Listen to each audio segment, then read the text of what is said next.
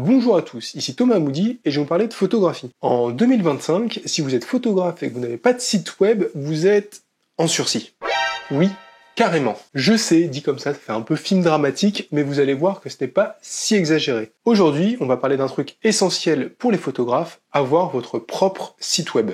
Pourquoi ? Parce que les réseaux sociaux ne suffisent plus. Instagram, TikTok, Facebook et compagnie, c'est génial pour se faire connaître, mais vous ne contrôlez rien dessus. Et à ce sujet, je vous avais fait une vidéo sur l'algorithme Instagram et tous ses impacts sur notre pratique photographique, je vous mets un lien par ici. Votre site web, lui, vous permet de reprendre le contrôle sur votre image, votre contenu et votre business si vous êtes photographe professionnel. C'est une vitrine à vous, et en 2025, c'est plus important que jamais. Alors, installez-vous bien et préparez-vous, à la fin de cette vidéo, vous aurez toutes les bonnes raisons et quelques astuces pour lancer votre site web si ce n'est pas déjà fait. Et croyez-moi, votre futur moi vous dira merci. Mais tout d'abord, voyons pourquoi créer un site web est indispensable en 2025. Je dis ça, si vous regardez la vidéo en 2026 ou 2027, c'est encore valable, je pense. J'espère. Peut-être. Vous me direz dans les commentaires. Commençons par le cœur du problème, la dépendance aux algorithmes des réseaux sociaux. Instagram, TikTok, Facebook, on adore ces plateformes, on y passe souvent beaucoup trop de temps, mais leurs algorithmes sont de véritables girouettes. Un jour, vos posts cartonnent, vous récoltez des likes par centaines, et le lendemain, plus rien. Le désert, parce qu'Instagram a décidé que maintenant c'était les carousels le top, et plus autre chose. Pourquoi ? Parce qu'entre-temps, Instagram a changé son algorithme sans prévenir, ce qui marchait hier ne marche plus aujourd'hui. On l'a vécu cette année, l'année dernière c'était les Reels, maintenant on n'en veut plus, ce qui marche c'est les carousels, etc. Sur les réseaux, vos photos et votre visibilité dépendent du bon vouloir d'une plateforme tierce. En clair, vous construisez une renommée sur un terrain qui ne vous appartient pas. Imaginez une panne mondiale d'Instagram, et c'est déjà arrivé, et du jour au lendemain, plus personne ne voit votre travail. C'est un petit peu flippant. Avec votre propre site web, fini d'être à la merci de ces changements imprévisibles. Votre site, c'est votre espace, les règles du jeu, c'est vous qui les fixez. Et ça, selon le type d'image que vous faites, ça peut être hyper important, notamment si vous faites du nu, parce que là, vous n'êtes plus dépendant des règles un peu puritaines des Américains. Vous décidez comment présenter vos photos, quelles informations vous mettez en avant, et personne ne va soudainement changer la donne pendant la nuit. C'est un peu comme avoir votre studio en ligne qui ouvre 24 heures sur 24, 7 jours sur 7, sans jamais dépendre des humeurs d'un algorithme. En 2025, un site web c'est donc une sorte d'assurance vie numérique pour un photographe. Les réseaux peuvent venir compléter votre communication, et bien sûr la base solide de votre activité en ligne, celle sur laquelle vous avez une maîtrise totale, c'est toujours votre site. Parlons maintenant des bénéfices d'un site web. Alors, on est d'accord, on a compris que le site donne de la stabilité. Mais concrètement, qu'est-ce que ça vous apporte de plus qu'un Insta ou qu'un TikTok? Tout d'abord, c'est une vitrine qui va centraliser tout votre travail. Sur votre site, vous pouvez tout regrouper au même endroit, votre portfolio avec vos plus belles images, vos offres de prestations, vos tarifs, une page à propos pour parler de vous, et même un blog si vous en avez un. Et vous pouvez aussi y mettre par exemple une boutique si vous vendez vos tirages. Plus besoin d'éparpiller vos infos, fini le client qui doit fouiller dans votre Instagram pour trouver la photo qui l'intéresse ou chercher sur Facebook pour trouver vos coordonnées. Là, il arrive sur un site et il a tout ce qu'il faut sous la main, bien organisé. Le deuxième avantage, c'est de mieux convertir vos visiteurs en clients. Quelqu'un qui a atterri sur votre site est déjà chaud et intéressé par ce que vous faites. Sinon, il serait pas là. Du coup, votre site sert à le convaincre définitivement. Vous pouvez guider votre visiteur, lui montrer un parcours clair, accueil, portfolio, offre, contact, etc. Par exemple, il regarde votre galerie de portraits, il est impressionné et hop, un joli bouton « Demander une séance » l'invite à vous contacter. C'est bien plus efficace que d'espérer qu'un follower Insta pense tout seul à vous envoyer un DM qui pourra se perdre dans la masse. Ça permet aussi d'améliorer votre image, notamment votre image professionnelle en ligne. Avoir un site web soigné, ça fait tout de suite plus sérieux. Imaginez un client potentiel hésite entre vous et un autre photographe, l'autre n'a qu'une page Facebook un peu bof, vous avez un site web propre avec un portfolio bien présenté, des témoignages de clients satisfaits, une FAQ qui répond à ses questions, la comparaison est vite faite. Votre site web renvoie une image de pro qui rassure les gens, ils se disent « Ok, cette personne-là, elle est pro, elle a investi dans son activité, je peux lui faire confiance, un site bien fait, ça inspire la confiance, et ça vous différencie de la concurrence. » Donc quand je dis ça, je m'adresse plutôt aux photographes professionnels que les amateurs qui ont une pratique artistique auxquels je m'adresse d'habitude, mais c'est pas grave, la vidéo elle est assez générique sur les sites web pour parler à tout le monde. Ce que je dis là sur l'aspect sérieux, ça marche aussi dans le cadre d'une pratique artistique, un site web avec des séries bien organisées, bien rangées, bien claires et qui démontrent une vraie démarche artistique, ça peut être qu'un atout pour votre carrière ou candidater à des expositions, à des bourses, etc. Ça peut que vous mettre en avant de façon positive. La logique est la même. Autre avantage, le site web vous permet de gagner en visibilité grâce au SEO, le référencement. Contrairement aux posts sur les réseaux sociaux qui disparaissent dans le flux, votre site peut vous attirer un trafic en continu grâce à Google. En optimisant un peu votre site, sans devenir un expert du SEO, juste en ayant les bons mots-clés dans vos textes, vous pouvez apparaître dans certains résultats de recherche. Quelqu'un qui tape photographe de mariage Bordeaux sur Google, si vous avez un site et que vous avez mentionné que vous faites des mariages à Bordeaux, bingo, vous avez une chance d'apparaître. Sans votre site web, vous n'existez tout simplement pas aux yeux de Google, et honnêtement, beaucoup de clients potentiels passent par Google pour chercher un photographe près de chez eux ou pour leur projet.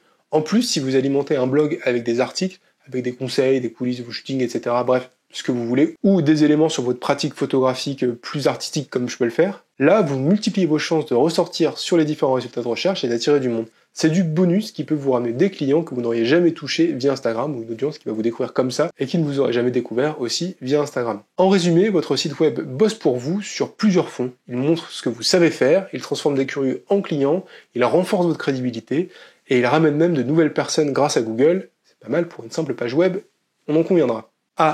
Et j'allais oublier, votre site web c'est aussi un commercial qui travaille 24 heures sur 7 pour vous. Pendant que vous dormez et que vous êtes en train de faire un shooting ou de manger des pépitos, votre site, lui, est en train de présenter votre œuvre, d'expliquer vos services et même de recueillir des demandes via un formulaire de contact. Il ne prend jamais de vacances comme Pénélope Fillon. Maintenant mes petits potes, on va parler des erreurs à éviter parce qu'il y en a plein et que des sites web dégueulasses, j'en ai beaucoup trop vu. Et je suis trop vieux pour ces conneries, donc la liste des erreurs à éviter. Parce que avoir un site c'est top, à condition de bien le faire. Il y a quelques pièges classiques dans lesquels il ne faut pas tomber, sinon votre beau site pourrait faire fuir les gens au lieu de les attirer, et c'est pas trop le but. Le premier problème c'est le site moisi. Pardon pour l'expression, mais on parle du site qui n'a pas été mis à jour depuis des lustres ou qui fait mal aux yeux. Par exemple, des photos mal triées en vrac, ou un design digne de 2005, si votre site fait amateur ou vieillot, l'effet est désastreux. Si vous voulez des exemples de sites dégueulasses, le plus simple, c'est toujours de consulter les sites des membres de la FIAP, notamment du champion du monde de photographie. Si vous n'avez pas la ref, c'est pas grave, je vous mets un lien vers la vidéo où j'explique ça ici. Si vous voulez voir de l'horreur sur le web et savoir exactement ce qu'il ne faut pas faire, vous avez une source là intarissable. Donc, mieux vaut un site tout simple mais propre et moderne, avec une sélection soignée de vos meilleures photos, qu'un fourre-tout qui part dans tous les sens. Ici, la règle d'or, c'est qualité sur quantité. On montre moins de photos, mais seulement le top du top. Un site trop lent ou trop complexe, c'est la deuxième erreur, vouloir en faire un peu trop. Un site qui met 10 secondes à charger parce que vos images sont ultra lourdes, ou avec des animations dans tous les sens, ça va décourager n'importe qui. Sur le web, les gens sont impatients. S'ils cliquent et que ça met trop de temps à s'afficher, ciao, ils ferment l'onglet. Pareil pour la navigation. Si on doit chercher pendant 5 minutes comment voir votre portfolio ou trouver vos tarifs, il y a un souci.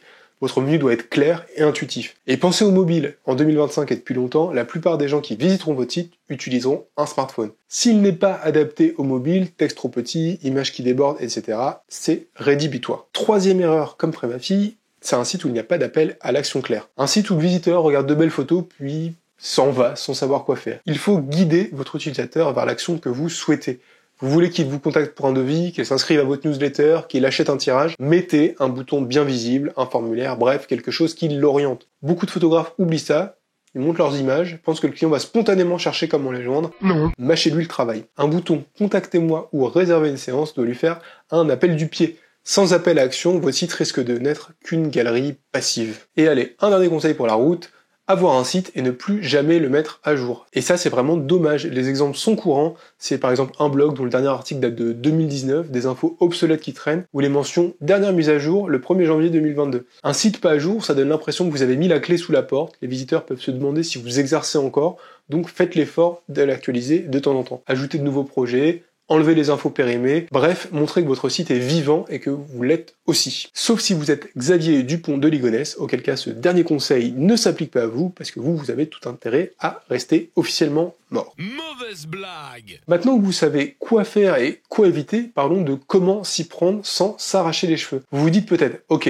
j'ai besoin d'un site, mais je suis pas développeur web, moi. Pas de panique, en 2025, créer un site web est devenu beaucoup plus facile qu'avant. Je suis un vieux de la vieille et j'ai fait des Skyblogs, j'ai fait des MySpace avec du code HTML dedans, j'ai fait plein de trucs. Je vous le confirme, 2025 pour faire un site, c'est trop bien. Et donc on va voir ensemble quelques pistes pour avoir un site web efficace sans trop galérer. Alors pour commencer, le plus simple c'est évidemment les plateformes spécialisées. Vous n'avez pas besoin de coder votre site from scratch, il existe plein de créateurs de sites clés en main. Par exemple, pour en citer quelques-uns, il y a Wix, Squarespace ou encore des plateformes pensées pour les photographes comme Format, SmugSmug ou Adobe Portfolio. Ces outils vous proposent des modèles de sites, on appelle ça des templates, qui sont déjà jolis et optimisés, vous avez juste à glisser vos photos et remplir vos textes.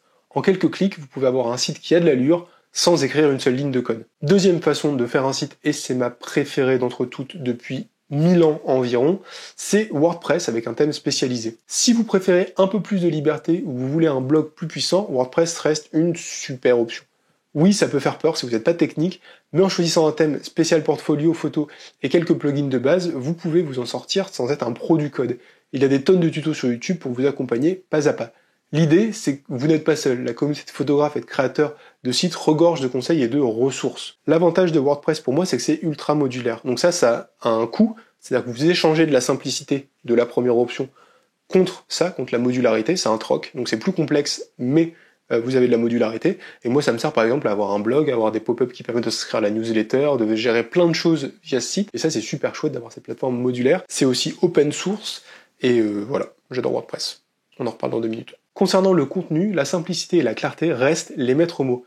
Quel que soit l'outil, restez simple dans le design, évitez les fioritures qui distraient. Ce qu'il vous faut, c'est mettre en valeur vos photos. Choisissez une mise en page épurée, avec un fond neutre par exemple, pour que les images ressortent à l'écran. Côté contenu, allez à l'essentiel sur vos pages. Expliquez clairement ce que vous proposez, où vous êtes basé, comment vous contactez. Utilisez un ton qui vous ressemble, restez pro, mais accessible. Le but, c'est qu'en parcourant votre site, on ait une idée de qui vous êtes et de ce que vous faites, sans se perdre dans des détails inutiles. Il faut aussi qu'on parle de la maintenance et des mises à jour régulières. On l'a dit plus haut, un site doit vivre. Donc prévoyez une petite session, disons chaque mois ou chaque trimestre, pour mettre à jour votre portfolio avec vos dernières pépites. Si vous avez un blog, postez de temps en temps un nouvel article, par exemple les coulisses récentes d'un shooting, d'un projet, peu importe. Ce contenu régulier fait double emploi, il montre aux visiteurs que vous êtes actif en ce moment, et en plus ça plaît à Google qui verra que votre site bouge et le référencera mieux. Pas besoin de publier toutes les semaines si ce n'est pas votre truc, mais un petit update par ici, par là, fait la différence. Et quand on parle de mise à jour, on parle aussi de mise à jour technique, évidemment, des plateformes obsolètes qui sont hackées et qui vendent des pizzas la semaine suivante, c'est pas terrible. Donc si vous avez un WordPress, mettez à jour vos plugins, mettez à jour votre WordPress, etc. C'est la base, et il y a même des plugins qui peuvent le faire en automatique pour vous, juste pensez à les activer. Il faut commencer simple si nécessaire. Si vraiment l'idée d'un site complet vous donne des sueurs froides, commencez petit. Une simple page d'accueil avec vos infos de base, quelques photos, c'est déjà un début. Vous pourrez l'étoffer petit à petit, ou utiliser une page portfolio sur une plateforme gratuite en attendant. L'essentiel, c'est d'avoir quelque chose à montrer en dehors des réseaux sociaux. Vous pouvez toujours l'améliorer et le faire évoluer avec le temps. Enfin, le mot d'ordre, c'est l'accessibilité. Ne vous compliquez pas la vie avec 10 000 fonctionnalités si vous n'en avez pas besoin. Un site efficace n'est pas forcément un site hyper sophistiqué. C'est un site où un visiteur comprend en 30 secondes qui vous êtes, ce que vous faites, comment vous joindre, etc. Et si vous arrivez à ça, vous avez déjà gagné. Et évidemment, si vous voulez créer un site web, il vous faut un hébergement solide, et ça tombe bien parce que c'est le partenaire de cette vidéo dont je vais vous parler, il s'agit d'O2Switch. Personnellement, ça fait environ 3 ans que je suis chez eux et je pourrais pas être plus satisfait. Avant, j'étais chez un autre prestataire et disons que c'était l'enfer. Les serveurs étaient surchargés, le service client était aux abonnés absents, mais depuis que je suis chez O2Switch, c'est le jour et la nuit. Tout mon écosystème tourne dessus, mon portfolio, mon blog, la gestion des noms de domaine, et même le script qui met à jour le shiner de l'iPhoto. Si vous savez pas ce que c'est le shiner de l'iPhoto, je vous mets un lien. Quand j'ai un souci, leur support est hyper réactif. J'en profite pour faire un immense merci à Ludovic, qui gère souvent mes tickets les plus complexes avec une patience exemplaire. Du coup, quand ils m'ont contacté pour être partenaire sur cette vidéo, j'étais super content de pouvoir travailler avec eux. Merci O2Switch. L'offre que je recommande, c'est l'offre cloud, c'est celle que j'ai. C'est l'équivalent de leur ancienne offre unique, mais encore plus performante. Au programme, vous avez un espace disque illimité en NVMe, c'est ultra rapide. Vous avez un nom de domaine offert, et ça c'est pas juste du marketing. Au début, je l'avais acheté à part quand j'ai migré chez eux, sans savoir qu'il était inclus. Et c'est le SAV d'O2Switch qui m'a contacté pour me dire que je payais pour rien, et qui m'a proposé de l'intégrer directement à mon offre. Ça, c'est du service client. Vous avez un antivirus basé sur l'intelligence artificielle en temps réel qui s'appelle Immunify 360, le fameux support 24/24, 7 jours sur 7, basé en France, et ça, je l'ai vraiment testé parce que j'ai souvent des petites galères, des trucs, des choses que je veux construire, des questions, tout ça, donc je leur écris vraiment tous les jours, à toutes les heures, sur les dernières années, et ils répondent toujours dans les temps, et c'est très chouette de bosser avec eux. Vous avez un back-office qui est basé sur le cPanel et qui est ultra bien organisé, ça vous permet de piloter votre site facilement. Personnellement, je trouve toujours ce dont j'ai besoin avec. Et le dernier point, c'est qu'il y a une super promo en ce moment sur la première année, c'est le cadeau d'O2Switch aux abonnés, merci à eux. Le code promo, il est ici, je vous le mets aussi dans la description. Il est cumulable avec une offre en cours et en fait, il vous donne droit à 10% de réduction sur votre première année. Ça vous fait l'année à seulement 19 €, 10 hors taxe. Si vous voulez un site performant et sans prise de tête, avec une équipe au top et en France, je vous mets le lien dans la description. Et pour nous, il sera temps de conclure cette vidéo. On arrive à la fin, et alors pourquoi avoir un site web en 2025, c'est vital pour un photographe? Si on résume, c'est parce que c'est vous qui reprenez les commandes, au lieu d'être tributaire d'Instagram, de Facebook et ainsi de suite, vous avez un espace bien à vous pour montrer votre art et développer votre business. Les réseaux sociaux, c'est super pour attirer l'attention, mais ça reste instable et hors de votre contrôle. Un site web, lui, c'est votre base solide, c'est votre bas de cave à vous, il représente votre travail de manière pro, il inspire confiance, il vous ramène des clients ou des gens qui s'intéressent à votre art via Google, et il bosse pour vous en continu. On a vu aussi qu'il faut éviter les écueils classiques, un site mal fichu, lent, pas clair, etc. Et qu'il existe plein de solutions pour créer un site web sans être un génie du web, et donc franchement vous n'avez plus d'excuses. Si vous n'avez pas de site, c'est le moment ou jamais pour vous y mettre. Le meilleur moment pour planter un arbre, c'était il y a 20 ans, le meilleur moment pour créer votre site, c'est maintenant. Oui, j'adore cette petite phrase cliché, mais elle est vraie. N'attendez pas qu'une énième panne d'Instagram ou un changement d'algorithme ruine votre visibilité, prenez les devants. J'espère que tout ça vous aura convaincu et donné quelques idées pour passer à l'action. Il ne reste qu'à vous lancer, réservez-vous un petit créneau cette semaine pour commencer votre site, même si c'est juste pour choisir une plateforme, un nom de domaine, etc. Faites-le, vous me remercierez plus tard. Et un dernier petit conseil sur la route, quand vous choisissez le nom, prenez pas un nom de photographe claqué, genre Dans mes yeux noisette ou Regard objectif 95. Mettez votre nom prénom si vous savez pas. C'est le dernier conseil pour la route, mais faites pas n'importe quoi sur ça. Allez, on se motive, on fonce, votre futur vous dira merci. Moi je vous dis dans 15 jours pour la prochaine vidéo. Vous pouvez télécharger mon livre qui s'appelle 10 outils indispensables pour votre projet photo. Il est ici. Ça vous aidera à faire un super projet photo, à mettre sur votre super site après. Et tout est super. Et du coup je vous dis un super au revoir et à la prochaine. Salut!